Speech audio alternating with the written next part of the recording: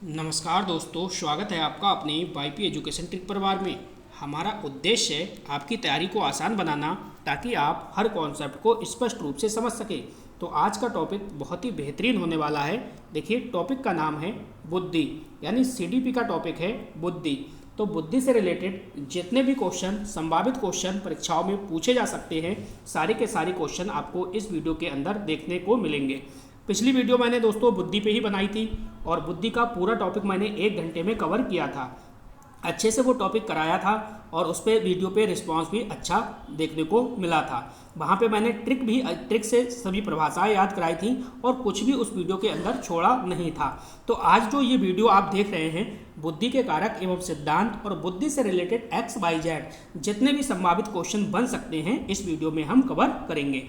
तो आपको बताना चाहेंगे कि आप वाईपी एजुकेशन ट्रिक चैनल पे पहली बार आए हैं तो चैनल को आप सब्सक्राइब कर लीजिए। बराबर में बेल आइकन की घंटी है, उसको भी प्रेस कर लें। इससे क्या होगा कि जब भी हम वीडियो को अपलोड करेंगे तो उसका नोटिफिकेशन सबसे पहले आपके पास पहुंच जाएगा।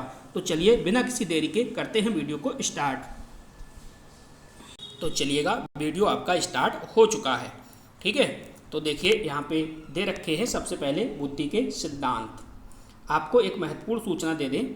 देखिए, सीडीपी का जो आपका कोर्स था वो संपूर्ण कोर्स समाप्त हो चुका है और हमने प्ले लिस्ट भी बना दी है। प्ले लिस्ट से आप सीडीपी को अच्छे से पढ़िएगा। सारी सीडीपी हमने ट्रिक के माध्यम से आपको याद कराई है। ठीक है, और इसके 1000 क्वेश्चन का हमने मॉक टेस्ट भी डाला हुआ है। 30 वीडियो में हमने कवर कराया है। हर वीडियो में 30 क्वेश्चन हैं, तो 30 का मतलब है लगभग 1000 क्वेश्चन हम करा चुके हैं मॉक टेस्ट। उसकी भी प्ले लिस्ट बना चुके हैं। देखिए, पहला क्वेश्चन है द्विकारक सिद्धांत किसने दिया है? तो दो कारक सिद्धांत स्पीयरमैन का है। नेक्स्ट है स्पीयरमैन के सिद्धांत में जी का क्या अर्थ है? तो जी का अर्थ है जनरल फैक्टर, यानी सामान्य कारक। स्पीयरमैन के सिद्धांत में एस का क्या अर्थ है? एस का मतलब है विशिष्ट कारक। बहुकारक सिद्धांत किसने दिया है? तो बहुकारक सिद्धांत दिया है थॉर्नडाइक ने। वीडियो को अंत तक देखिएगा, सारे के सारे टॉपिक आपके कवर हो जाएंगे। जितने भी क्वेश्चन, संभावित क्वेश्चन बनेंगे, सारे क्वेश्चन मैं इस वीडियो में आपको पूरा कराऊंगा। देखो, समूह कारक सिद्धांत किसका है? तो समूह कारक सिद्धांत जो है थ्रस्टन का है। बहुबुद्धि सिद्धांत किसने दिया है? तो बहुबुद्धि सिद्धांत हार्वर्ड गार्डनर का है। त्रिआयामी बुद्धि संरचना मॉडल किसने दिया है? तो ये गिलफोर्ड का है। नेक्स्ट हेडिंग है हमारी, वो है बुद्धि के कारक। तो सबसे पहले आप बुद्धि के कारक को समझिएगा। देखिए, बुद्धि को प्रभावित करने वाला प्रमुख अनुवांशिक कारक कौन सा है? तो वो वंशानुक्रम है। बुद्धि को प्रभावित करने वाला प्रमुख जो पर्यावरणीय कारक है वो वातावरण है आपका। और बुद्धि के विकास में परिवार की भूमिका क्या होती है? तो देखिए, अनुकूल वातावरण जो है वो प्रदान करना। नेक्स्ट है बुद्धि के विकास में शिक्षा का क्या योगदान है? तो मानसिक क्षमताओं का विकास करना है। नेक्स्ट क्वेश्चन है बुद्धि को प्रभावित करने वाले दो मुख्य कारक कौन से हैं? तो वंशानुक्रम एवं वातावरण, ये आपको ध्यान रखना है। ये 100% पेपर में पूछा जा सकता है।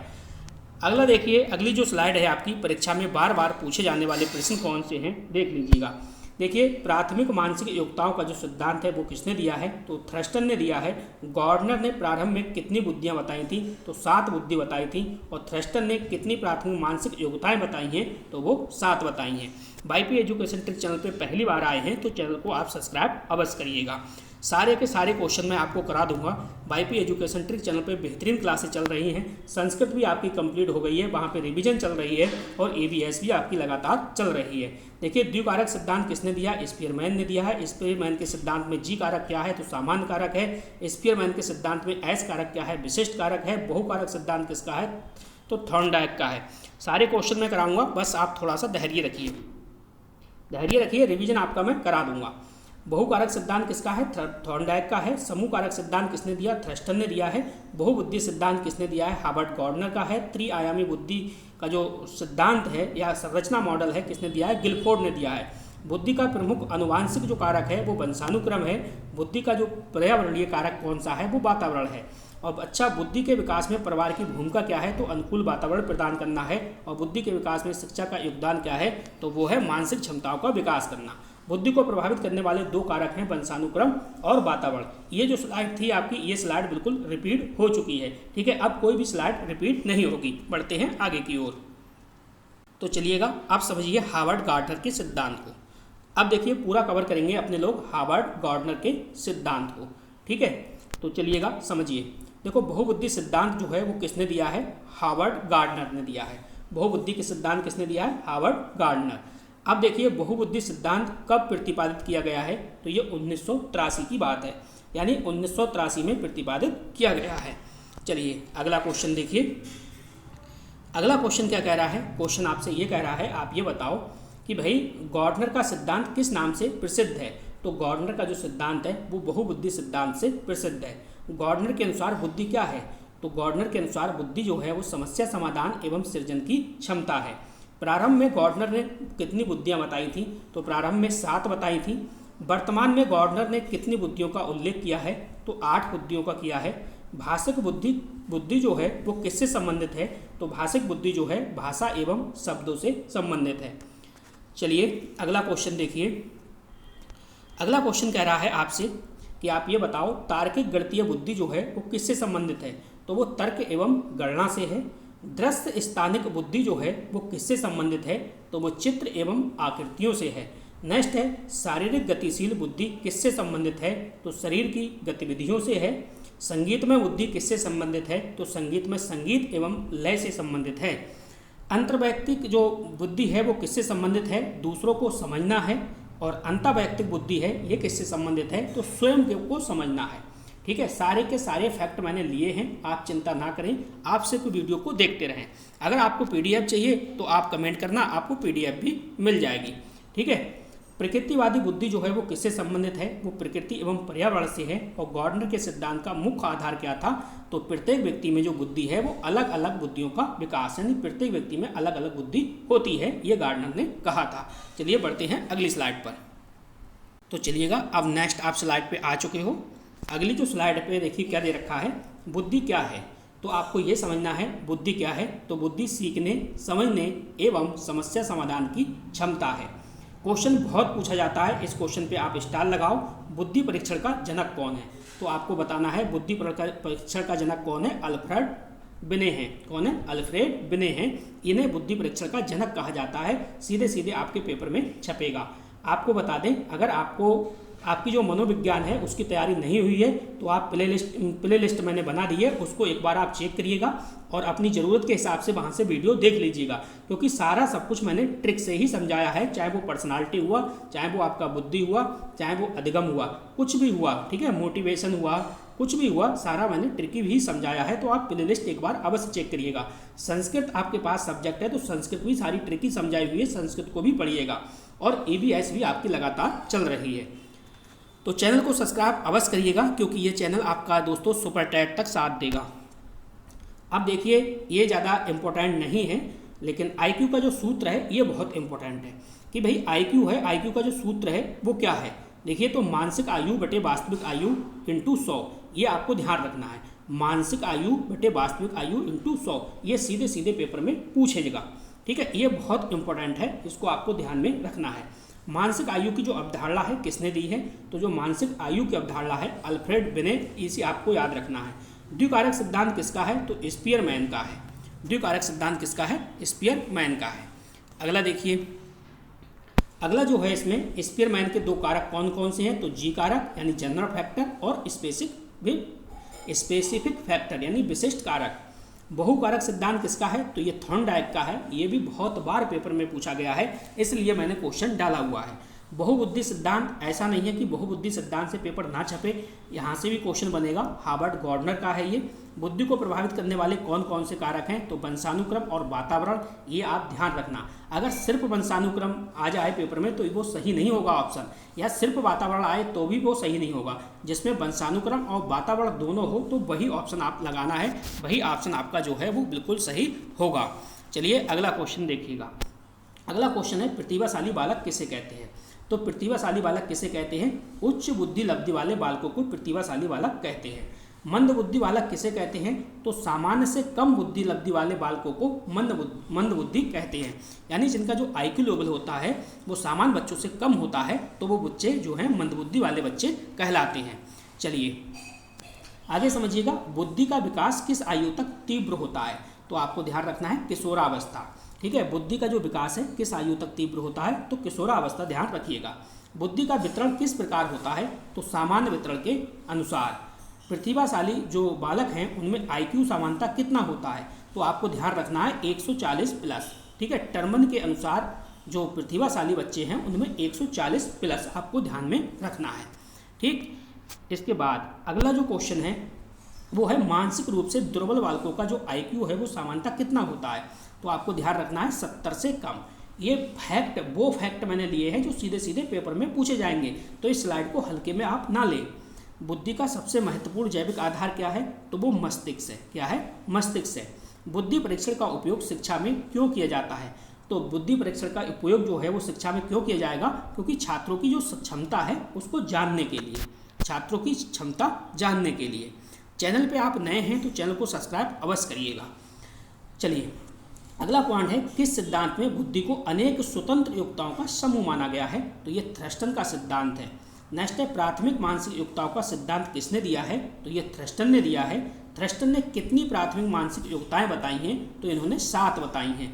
नेक्स्ट है, बुद्धि का संबंध किस मानसिक प्रक्रिया से अधिक है, तो जो बुद्धि है, बुद्धि का जो संबंध है वो चिंतन मानसिक प्रक्रिया से है। ठीक है, चिंतन से है, ये बात आपको ध्यान में रखनी है। अगला क्वेश्चन, बुद्धि से रिलेटेड सारे क्वेश्चन आपको इस वीडियो के अंदर कवर करा देंगे।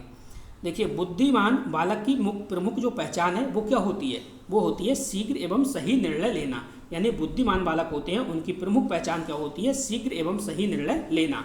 समस्या समाधान में सहायक मानसिक शक्ति क्या कहलाती है, तो बुद्धि कहलाती है। वातावरण का बुद्धि पर कैसा प्रभाव पड़ता है, यानी वातावरण का बुद्धि पर प्रभाव जो है वो कैसा है, तो इसका महत्वपूर्ण प्रभाव पड़ता है। शिक्षा और बुद्धि का संबंध कैसा है, तो परस्पर पूरक है। नेक्स्ट देखिए, बुद्धि परीक्षण में वस्तुनिष्ठता क्यों आवश्यक है, तो निष्पक्ष परिणाम हेतु। ठीक है, निष्पक्ष परिणाम के लिए।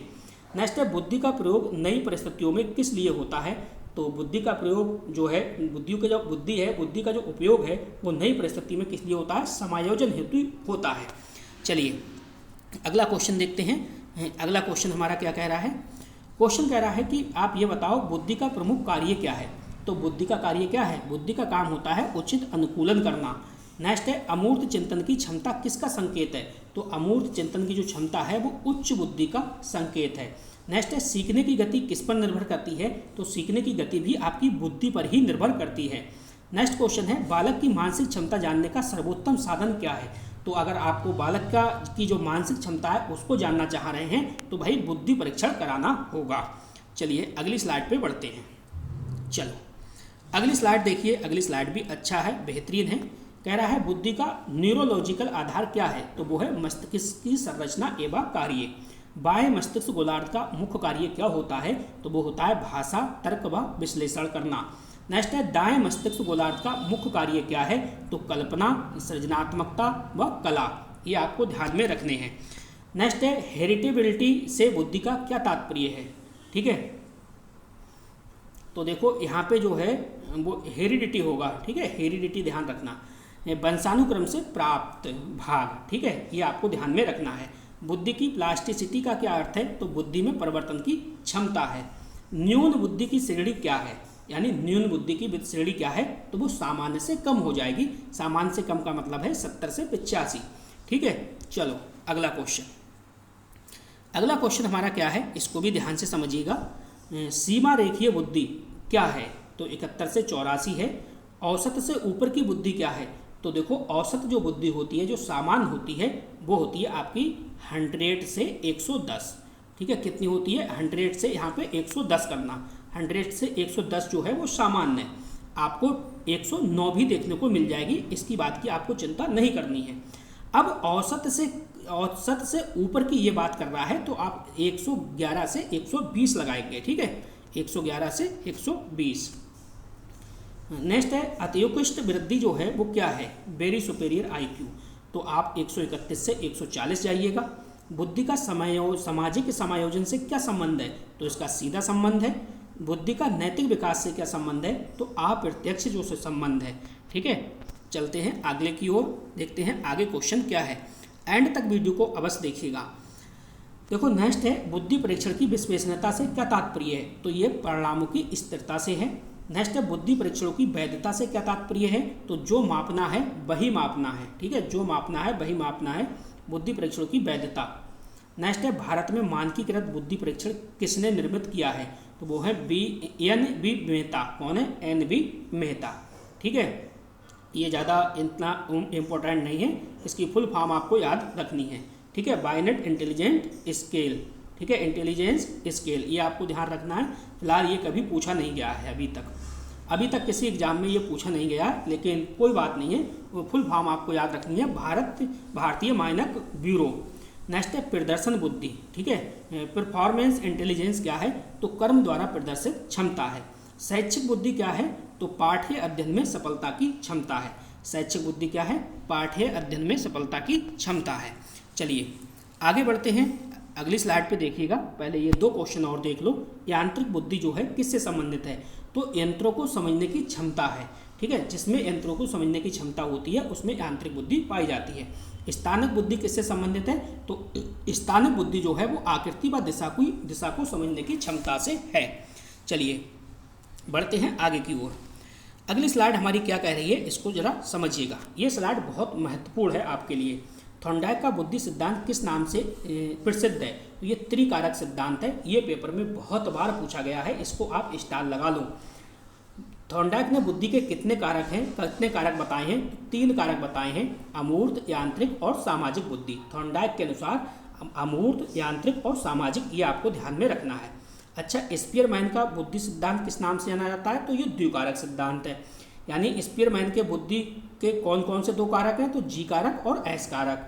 गार्डनर का सिद्धांत किस नाम से प्रसिद्ध है, तो बहुबुद्धि सिद्धांत से। हार्वर्ड गार्डनर ने बुद्धियों का उल्लेख किया है, तो 8 प्रकार की बुद्धियां हैं। अच्छा, जो 8 प्रकार की बुद्धियां हैं कौन कौन सी हैं, उनको एक बार देख लेते हैं। देखो, भाषिक बुद्धि है, तार्किक बुद्धि है, दृश्य स्थानिक है, शारीरिक संवेदी है, और संगीतमय बुद्धि है, पारस्परिक है, अंतर्वैयक्तिक है एवं प्राकृतिक है। ये आपको ध्यान में रखना है। स्टर्नबर्ग का त्रिआयामी सिद्धांत किस नाम से जाना जाता है, तो ये त्रिआयामी सिद्धांत है स्टर्नबर्ग का।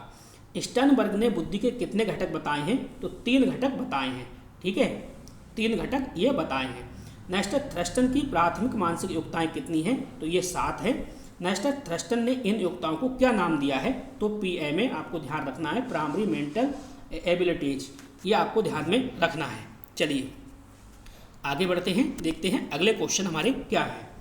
गिलफोर्ड का जो सिद्धांत है वो किस नाम से प्रसिद्ध है, तो संरचना सिद्धांत है, स्ट्रक्चर ऑफ, ये ध्यान रखना है, संरचना सिद्धांत। नेक्स्ट, गिलफोर्ड के अनुसार बुद्धि के कितने आयाम हैं, तो 3 आयाम हैं।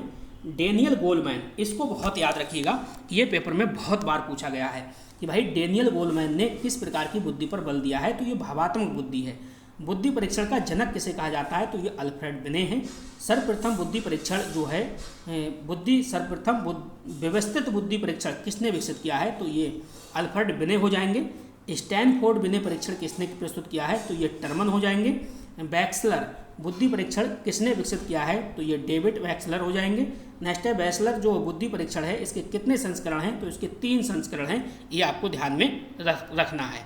ठीक है, तीनों संस्करण आपके सामने हैं। कौन कौन से हैं, देखिए 3 परीक्षाएं होती हैं, वयस्कों के लिए है, बालक के लिए है और पूर्व स्कूली के लिए है। नेक्स्ट है सामूहिक जो बुद्धि परीक्षण है, इसका उदाहरण क्या है, तो आर्मी अल्फा टेस्ट है। भारत में मानकीकृत बुद्धि परीक्षण किसने बनाया, तो ये हैं NB मेहता ने। ठीक है, और NB मेहता का द्वारा निर्मित परीक्षण का नाम क्या है, तो BIS आपको ध्यान रखना है, यानी भारतीय मानक ब्यूरो बुद्धि परीक्षण, ये आपको ध्यान में रखना है। TEC क्या है, किसने बनवाया है, तो ये आप लुइस एम्स टर्मन, ध्यान रखना है। बुद्धि परीक्षण का उपयोग जो है किस उद्देश्य से किया जाता है, तो जो बुद्धि परीक्षण का उपयोग जो है वो मानसिक क्षमता मापने और शैक्षिक मार्गदर्शन के लिए किया जाता है। चलिए आगे बढ़ते हैं। चैनल को सब्सक्राइब नहीं करा है तो चैनल को सब्सक्राइब अवश्य करिएगा, ठीक है, क्योंकि सारी क्लासें आपकी बेहतरीन रूप से चल रही हैं। चलो, व्यक्तिगत बुद्धि परीक्षण की क्या विशेषता है, तो एक छात्र का जो है इसमें परीक्षण किया जाता है क्योंकि ये व्यक्तिगत है, और जो सामूहिक बुद्धि परीक्षण होता है उसमें एक साथ परीक्षण किया जाता है। समूह बुद्धि परीक्षण की विशेषता क्या है, तो एक साथ कई छात्रों का परीक्षण साथ साथ किया जाता है, ये सामूहिक है। बुद्धि परीक्षण में विश्वसनीयता का क्या अर्थ है, तो देखो परिणामों की स्थिरता एवं एकरूपता। बुद्धि परीक्षणों में वैधता का क्या अर्थ है, तो जो मापा जा रहा है वही मापना है, तो वही वैधता है। बुद्धि परीक्षण की वस्तुनिष्ठता का क्या अर्थ है, तो निष्पक्ष एवं पूर्वाग्रह रहित मापन। चलिए बढ़ते हैं अगली स्लाइड पर। तो देखिए जहाँ से शुरुआत की थी आपने लोगों ने वहीं पे ये एंड हो गया। तो 20 मिनट के अंदर अंदर सारा बुद्धि का कवर कर लिया है। जब आप एग्जाम हॉल में जाएंगे तो इससे पहले इस वीडियो को एक बार अवश्य देख लीजिएगा। तो ये वीडियो आपको कैसी लगी, अगर आपका इसको PDF चाहिए तो कमेंट में लिखना PDF के लिए, ठीक है। और मैं व्हाट्सअप नंबर आपको दे रहा हूँ, इस नंबर पर संपर्क कर लीजिएगा, आपको जो PDF है वो मिल जाएगा, ठीक है। 86504159 और 57 इस नंबर पे संपर्क करना अगर आपको ये PDF चाहिए। तो चलिए इस वीडियो में इतना ही था। वीडियो देखने के लिए आपका बहुत बहुत धन्यवाद। मिलते हैं नेक्स्ट वीडियो में। Thank you.